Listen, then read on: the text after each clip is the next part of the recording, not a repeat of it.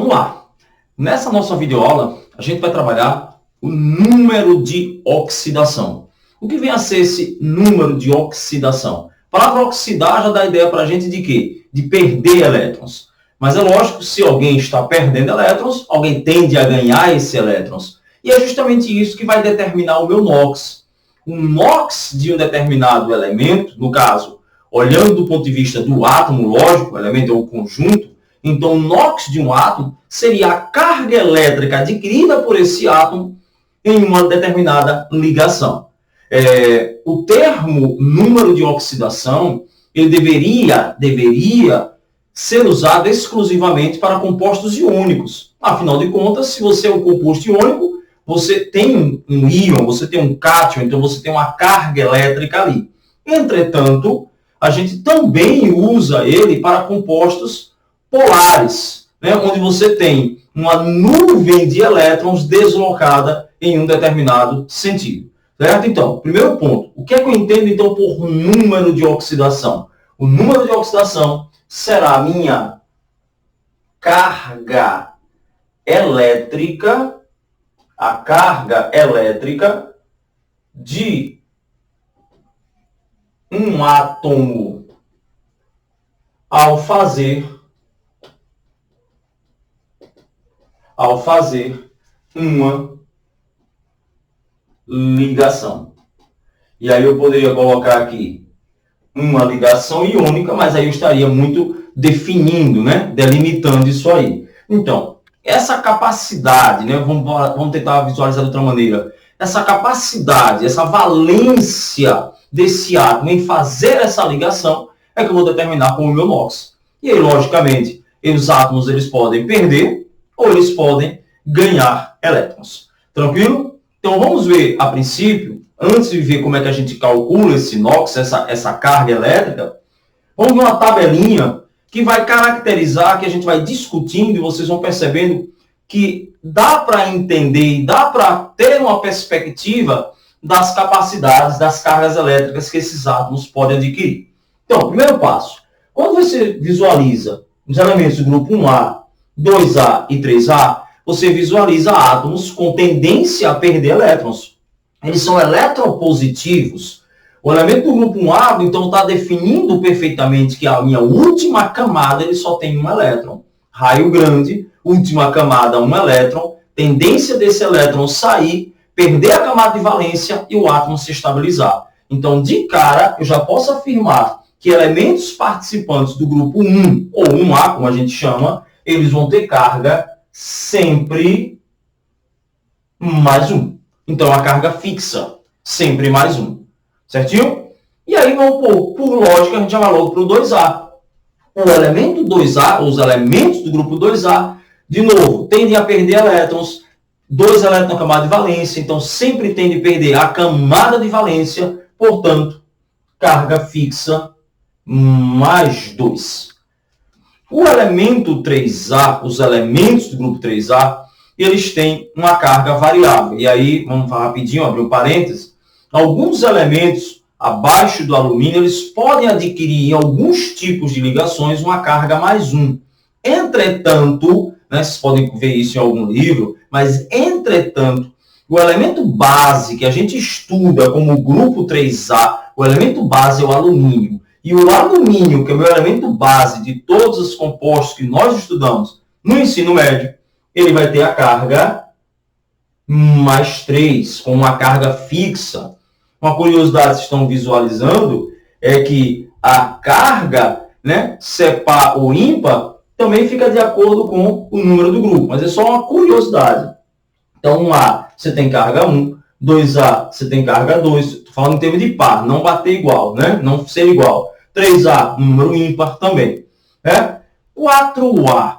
4A, aquele velho elemento que você tanto pode ganhar como pode perder. Vai depender de com quem ele está se ligando. Então, se ele se liga com o elemento do grupo 1A, do 2A, ele passa a ser o mais eletronegativo. Então, ele tende a ganhar. Já se ele se liga com um ametal mais eletronegativo, ele tende a perder. Então, a gente já pode imaginar, então, que o carbono vai apresentar uma valência de mais ou menos, como característica básica 4. fazendo sempre as 4 ligações dela. Claro que a gente está bem generalizando essa nossa tabela. Vamos lá, 5A. E aí, por favor, com calma para ir discutindo. Quando você fala em elemento do grupo 5A, de novo, se você pega esse elemento e liga com algum desses elementos que estão à esquerda, ele vai ganhar elétrons. Mas se você está ligando com os elementos da direita, esses elementos tendem a serem mais eletronegativos. Então, a tendência dele vai ser, no caso, doar. Isso vai definir a minha carga. Onde eu quero chegar? Se ele se liga com alguém mais eletropositivo do que ele sempre tende a ganhar. Ganhar quanto? Ele sempre vai tender a ganhar 3. Né? A gente está estabelecendo aqui como regra geral a famosa regra do octeto. Então, ele tende a ganhar 3 se ele se liga com alguém mais positivo do que ele. Então, vamos lá. Se o elemento estiver na 5A for o mais negativo, eu já sei que a carga dele vai ser menos 3. Mas se ele se ligar, por exemplo, com flúor, o flúor passa a ser o mais negativo. E se o flúor passa a ser mais negativo, o 5A passa a ser o mais eletropositivo. Né? Essa nuvem vai ficar deslocada para o 7A. E aí, a gente vai ter 2 possibilidades de valência para o elemento 5A. Ele vai ter a capacidade de ser mais 3, ou ele vai ter a capacidade de ser mais 5. Então, e aí é interessante vocês perceberem que a capacidade máxima eletropositiva de um elemento vai ser justamente o seu grupo. Então, o máximo que eu tenho de valência do 5A vai ser 5. A mesma coisa vai acontecer com 6A. 6A, se eu sou o mais negativo, oxigênio. Se o oxigênio é o mais negativo, então ele tende a ganhar, ser eletronegativo. Então a carga dele será menos 2, porque ele ganhando 2 com 6, estabelece a famosa regra do octeto. Agora, se ele tende a perder esses elétrons, você pode até não saber quais são as variações possíveis, mas a máxima você sabe, vai ser mais 6. É a maior carga que você vai encontrar para o enxofre. Vai ser mais 6, que é a carga do seu grupo. Né? Você não tem que ficar muito preocupado com isso. É só entender, né, que existem essas variações. 1A sempre mais 1, 2A sempre mais 2, 3A sempre mais 3. E o que é de importante, mais importante, lembrar a carga de quando ele é mais negativo. Quando o nitrogênio for o mais negativo, a carga dele vai ser fixa, menos 3. O oxigênio, o enxofre, for o mais negativo, ele vai ter carga menos 2.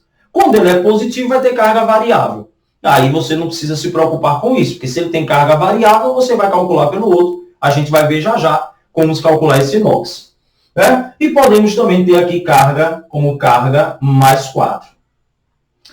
Vamos lá? 7A. Se eu sou o mais negativo, ganho 1. Então, como carga fixa eletronegativo, menos 1.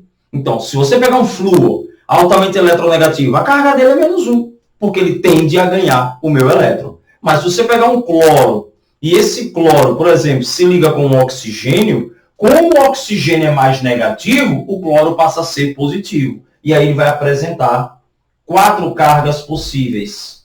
1, 3, 5 e 7. Né? Essa é uma boa aula também para que você lembre de nomenclatura de ácidos. Né? Você tem um ácido aqui, ó, osíico, hipooso, oso, ico, hiperico, que mostra que a capacidade de fazer ligação vai definir a quantidade de substâncias que eu posso ter. É a carga elétrica quando eu me ligo. E aí você vai percebendo por que um elemento da 7A ele pode apresentar vários compostos diferentes, porque ele pode se apresentar com várias cargas elétricas possíveis, com várias capacidades de fazer ligação. Né? Vamos fechar essa primeira parte. O que é que eu preciso saber? O que é NOx, lógico, é a minha carga elétrica quando em ligação de um átomo. E fixos, 1A mais 1, 2A mais 2, 3A mais 3.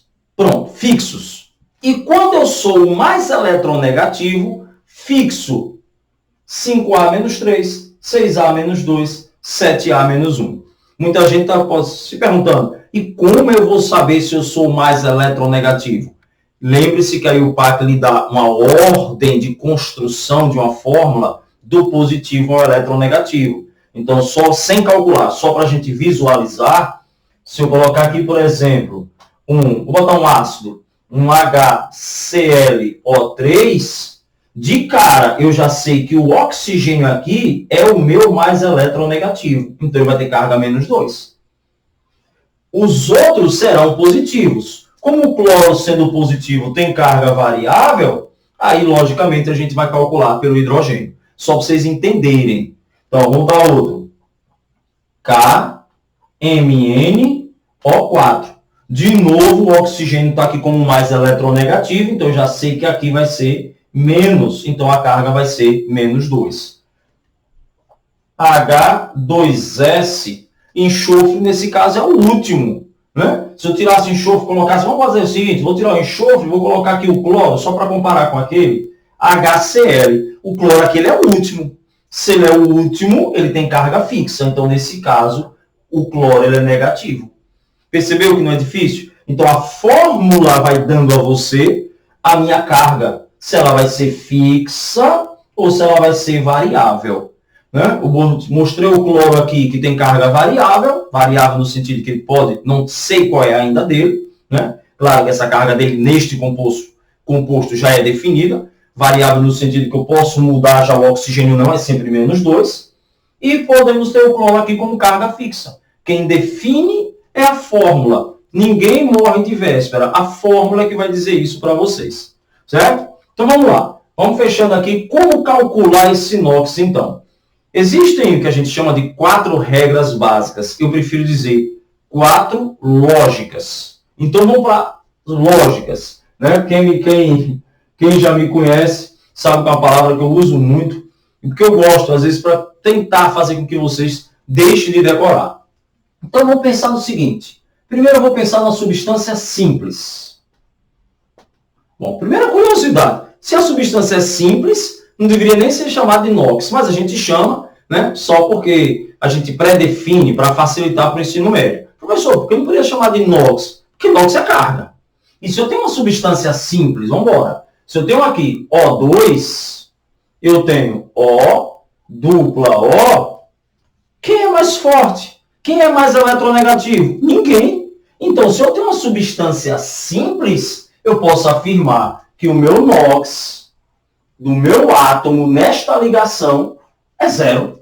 Ele nem ganha, nem perde. Então, na verdade, não tem nem NOx. Na verdade, é assim, não existe NOx, não existe carga, porque as forças eletronegativas são iguais. Por isso eu digo, não é regra. Aí fica decorando, né? Como eu decorei, né? O NOx, o número de oxidação de uma substância simples é igual a zero. Pô, NOx é carga. Se os átomos têm a mesma força, não tem carga, será zero. Tranquilo? Seria a primeira regra, aspas. Segundo, vamos aqui a uma substância composta. Ora, composta, mais de um átomo, mais de um elemento também, lógico, primeiro mais de um elemento, me perdoe, e poderia ter ou não mais de um átomo, né? De cada elemento. Então, vamos botar primeiro um iônico, bem simples primeiro, para a gente só visualizar. Vamos pensar aqui no NaCl. Ora, o que eu sei? Né? Primeiro que se ele é iônico, ele já tem a carga, mas digamos que eu não saiba qual é essa carga. Tanto o sódio quanto o cloro aqui é fixo. O sódio é 1A, é mais 1. E o cloro, ele é fixo por quê? Porque apesar de ele estar na 7A, ele é o mais negativo. Então ele tem carga menos 1. Ora, se o sódio tem carga mais 1, aspas, se ele tende a perder um elétron, o cloro ganhará esse elétron. Ou melhor, mesmo que você não pense nem em ganhar e perder, se a carga do sódio é mais 1, a do cloro é menos 1. Afinal de contas, o somatório de cargas de um composto é sempre zero. Lógico, né? Que seria a segunda regra, né? A soma dos NOx de todos os elementos de um átomo é zero. Ou, desculpe, de um composto é zero. Sim, tem que ser. Se os compostos são neutros, então o somatório de carga vai ser sempre, logicamente, igual a zero. Vamos pegar aqui o HClO3, né, como segundo exemplo. HClO3. O que é que a gente tem de característica fixa? O oxigênio. Ele é negativo e tem carga menos 2. Só que a gente sabe que tem 3 oxigênios. Então, primeira coisa, o NOx é menos 2. Certo? Não existe NOx menos 6. Por favor, professor, por que você falou menos 6? Porque existem 3. Então, a carga total é menos 6. Entretanto, o NOx é menos 2. Qual é o NOx do hidrogênio? Fixo. Nesse caso, porque ele é o positivo. Então, o NOx dele é mais 1.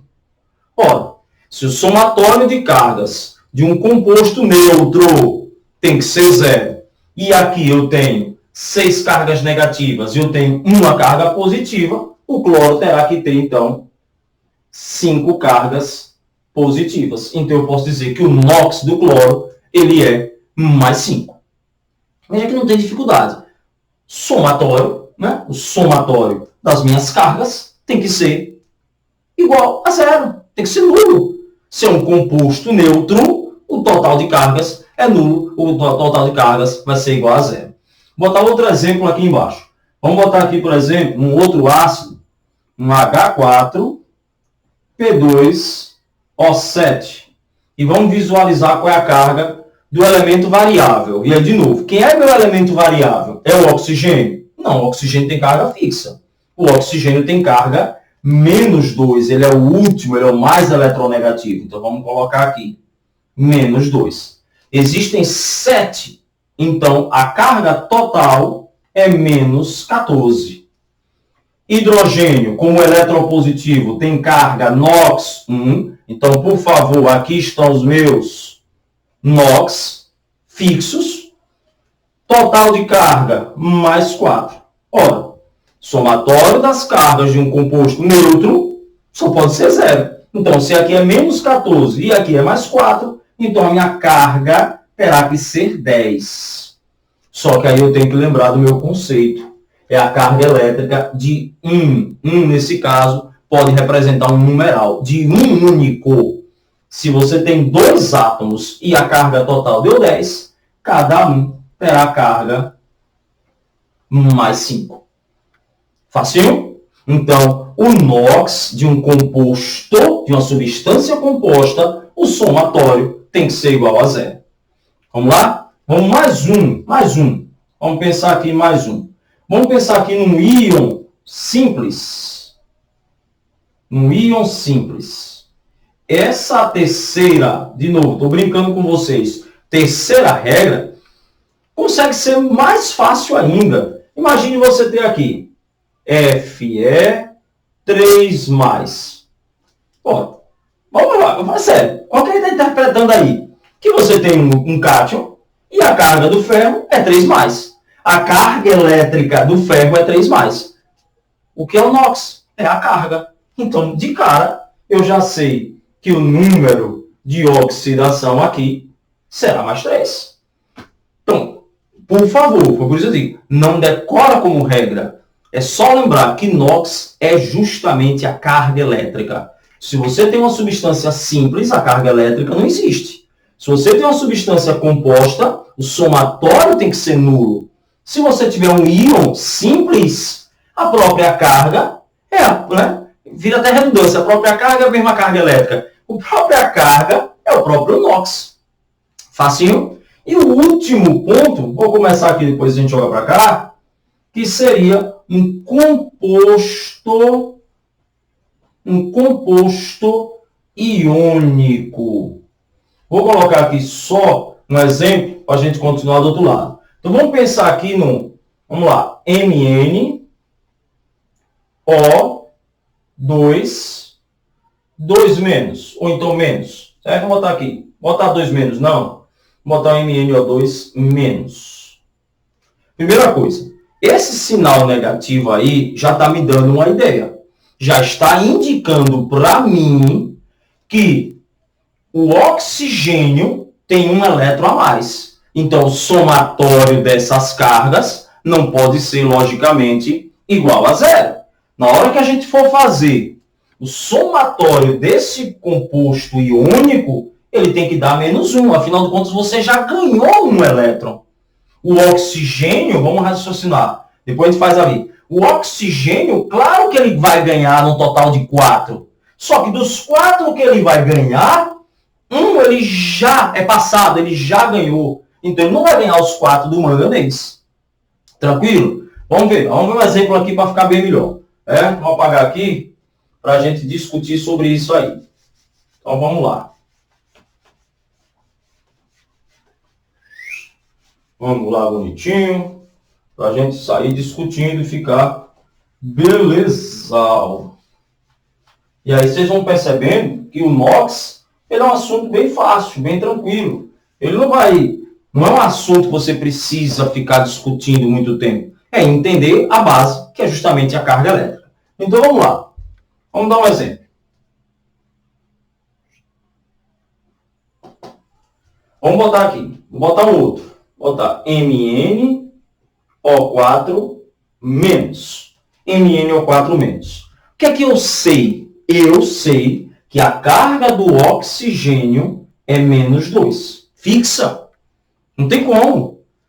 Só que existem 4. Então, o oxigênio tende a ganhar 8 elétrons. Está aí. A carga elétrica do oxigênio é 8. Só que aí eu tenho que prestar atenção. Dentre os 8 elétrons de carga que ele tem, ele já ganhou. Então, ele não vai arrancar, né, os 8 elétrons do manganês. Ele só vai puxar 7. Então, a carga do manganês aqui será +7. Certo? Vamos fazer outro. Vamos chamar aqui de exemplo 1. Vamos fazer um exemplo 2. Vamos fazer aqui um SO3 2-.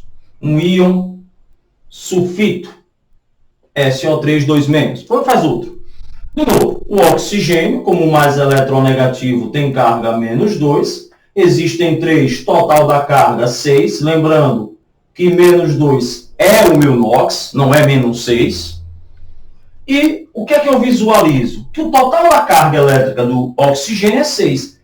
Entretanto, 2 elétrons eu já ganhei, já existe como carga. Então, para o enxofre, eu vou ter carga +4.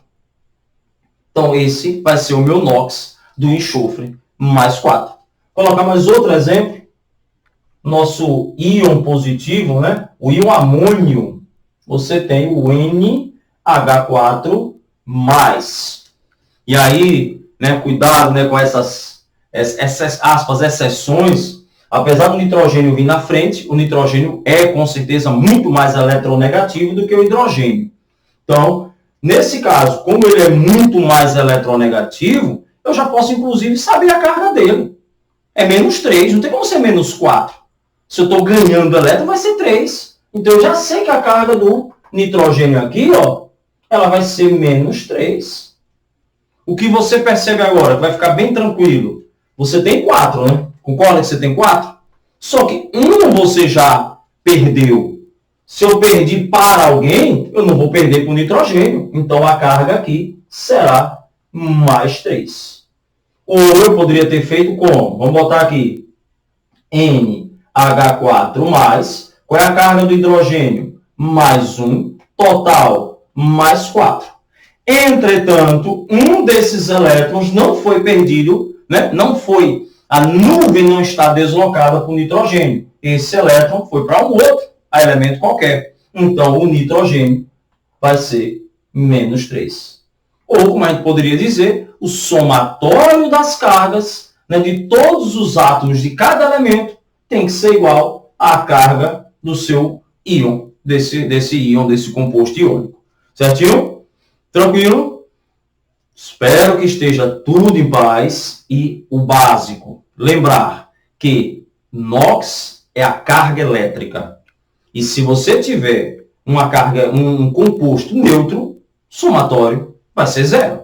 Se eu sou sozinho, tem que ser 0. Se eu estiver acompanhado, a soma dos dois será igual a 0. Se você tiver um composto ou uma substância iônica, então, Se ela for simples, o NOx é a própria carga. Ponto. Se ela for uma substância composta, lembrar que se eu sou iônico, o somatório tem que dar a minha carga. Seria a diferença matemática. Ok? Isso é muito importante, essa aula. Ela é fundamental para as próximas videoaulas que a gente vai estudar, que é justamente entender como é que essa movimentação de elétrons vai gerar uma corrente elétrica num processo químico, numa reação química. É entender as reações de oxirredução. E aí depois discutir aquele velho assunto que tem caído bastante ultimamente nos vestibulares, que é a eletroquímica, justamente a movimentação desses elétrons em uma reação. Ok? Um abraço, meus amores, e até